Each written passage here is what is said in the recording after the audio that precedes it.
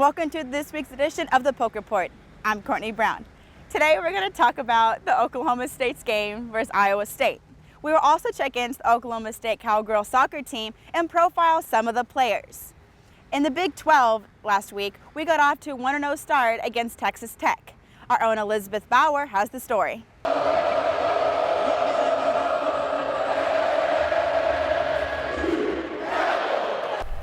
The most inexperienced team in the nation is defying all odds. Cowboy football kicked off conference play Thursday night against Texas Tech, defeating the Red Raiders 45-35, moving the Pokes up in the rankings from 24th to 21st. We're getting along great, and it's sometimes frustrating, being as young as we are, maybe have a communication here and there, but we get it worked out, and I think we do a real good job talking to each other on the sideline and getting it figured out. After starting in only his second game of the season, junior quarterback Dax Garman was named Big 12 Offensive Player of the Week. Garman threw for 370 yards and 4 touchdowns, but Garman wouldn't stop there. He shocked everyone when he tightened his running shoes and rushed for a touchdown. Garman also completed 4 passes of 40 yards or more and 6 passes of 30 yards or more. I knew it could happen. I had faith in him. Him stepping in for J-Dub, I knew he could do just as well. So, Dax is really stepping up for the team and making plays, obviously. The Cowboys will take on Iowa State in Boone Pickens this Saturday with their early afternoon kickoff at 11. This is the earliest kickoff for OSU this year so far, but head coach Mike Gundy isn't concerned with the wake-up call. But I think that a morning game on a Saturday is still much more feasible than a Thursday night game during the season for us. Even though sophomore tight end Blake Jarwin had an impressive game, which includes catching a touchdown pass, he said there's still room for improvement before Saturday's game.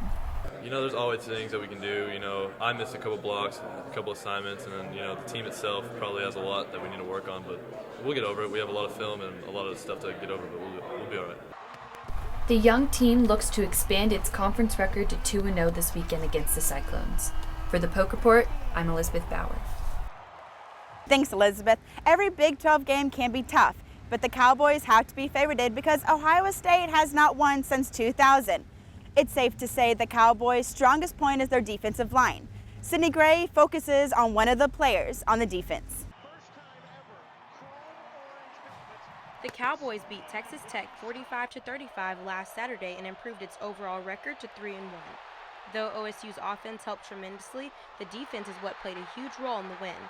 One of OSU's leading defensive players had a standout performance against Texas Tech. The defense does start up front, and then it goes to the linebackers and then the secondary, and I feel like that's where it all starts up front. Last week, junior defensive end Jimmy Bean didn't let Texas Tech's offense past him. Bean had 8 tackles total, 4 of which came during the fourth quarter. He's played pretty well. He's continued to develop. He's an example of a player that we brought in that was somewhat undersized, has been developed in our weight room, understands the program's work ethic, his attitude's really good, he's developed his body. Jimmy Bean had the starting defensive end position since he began playing for OSU in 2011. But in 2012, that came to an abrupt end when he had to redshirt because of an injury. After a year of rest, Bean came back and finished his sophomore season with 34 tackles, 7 of which were against the University of Missouri at the 2013 Cotton Bowl. Bean does a great job of moving his opponents down the field, steering them far away from the goal line. He has progressively gotten better throughout his college football career. And has got a chance to play the game, maybe beyond college, so he's been a good player for us. Bean's performance in Thursday's game may be just a glimpse of what is to come for Saturday's matchup against Iowa State. Bean was not going to stop with just exceptional tackles throughout the Texas Tech game. He gained 2 sacks as well, keeping Texas Tech's quarterback on his feet. Bean additionally forced 2 fumbles, showing the strength of the defense until the very end of the play. Coach Gundy says he even sees Bean playing beyond the college level in the future. It's no secret Jimmy Bean has earned his way to the starting position. He works hard and gets the job done. For the Polk Report, I'm Sydney Gray. Thanks, Sydney. As we said earlier, Jimmy Bean is one of the talented people on the defensive line. Now he's going to have to put the pressure on the quarterback. It's time for a break. When we come back, we're going to talk about the Oklahoma State Cowgirl soccer team. Welcome back to the Poke Report. I'm Courtney Brown. The Oklahoma State girls soccer team picked up 2 wins in last weekend's game against Iowa State in Dayton. Our own Amanda Sebring was there for the action. In the first half of the game against the Cyclones, the Cowgirls had a rough time keeping up with the pace of Iowa State. After the Cowgirls got their first goal off of a corner kick by Kelsey Bass in the 29th minute, the Cowgirls regrouped and turned their game around. Defensively, the Cowgirls were on their game and didn't let the Cyclones find the net.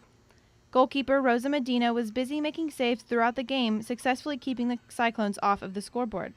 You know, we've really worked on our defense, and we've gotten, really tough to score on. The Cowgirls would go to win the shutout with a 1-0 final score. That's the best weekend we've had so far, and I think we're hopefully just starting to peak at the right time. On Sunday afternoon, the Cowgirls hosted the Dayton Flyers. After coming all the way from Ohio, Dayton had a difficult time finding the net. After an extremely early goal by Lorene Tracefield just 63 seconds after the whistle blew, the Cowgirls fell into their groove and kept the Flyers busy. Dayton came close to making a goal when the Flyers forward Megan Blank's kick came just shy of the net with Medina there for the save. The game got a little feisty, causing a good amount of free kicks on both sides of the ball, with OSU's 6 offsides penalties called on them and Dayton's 15 fouls. The second score of the game was made by Anna Beffer after an assist kick from Courtney DK. Beffer was then named Big 12's top newcomer of the week after this weekend's games, even though she'd missed a few previous games due to an injury. Well, it's a nice compliment for Anna, first of all, because she's been recognized for a good weekend. For the team, those awards tend to come when you're winning. So the fact that we're getting those awards probably means the team's doing better as well. The Cowgirls are now 6-6 in the season and 3rd in the Big 12. For the Poke Report, I'm Amanda Sebring. Thank you, Amanda. This is a big step for the women's soccer team as they go forward in their season. We're going to take a break. When we come back, we're going to take a look at a big part of Oklahoma State women's soccer team. Welcome back to the Poke Report. I'm Courtney Brown. Junior Kelsey Bass is one of the talented players on OSU's soccer team. Austin Knox takes a closer look onto why she came to OSU. Despite all the accolades Kelsey Bass received in high school, like earning all-state honors in her senior year, her work ethic is what drew the most interest from scouts. Yeah, Kelsey has a tremendous work rate.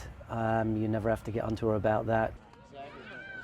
Even though she was heavily recruited by other teams in the Big 12 like Oklahoma, Baylor, and TCU, Bass never saw herself at OSU. Well, honestly, before I was recruited here, I'd never even heard of OSU. I went and asked my dad. I was like, Dad, what's Oklahoma State? And he was like, oh, in the Big 12. I was like, okay. So came up here on a visit and basically just loved the coaches and the campus and everything, and it just kind of felt right. So. While it took Bass a visit to warm up to the campus, coaches had already liked what they saw as soon as they started scouting her. She's one of those players that's very creative, that can go from one 18-yard box to the other and get service and good crosses in for forwards to score. In Bass's first year at Oklahoma State, she started in all 20 games and was named to the Big 12 all-newcomer team. In her second year, she started in 19 out of 20 games and was eventually named to the academic Big 12 first team. What impresses associate head coach Justin Ellington the most is the amount of work Bass has put in during her time at OSU. Even though being a defender isn't a glorified position, Bass still likes it more than any other. I'm most comfortable playing out wide, so wide back's kind of, I guess, my favorite position because I like to get forward a lot and get involved in the attack and give players on my team the best chance to score goals. During this season, Bass has played in all 12 games and has scored 2 goals so far. For the Poke Report, this is Austin Knox. Thanks, Austin. Kelsey has really helped out on the women's team with their latest game playing 75 minutes. Well, that's it for the Poke Report. I'm Courtney Brown. Thanks for watching.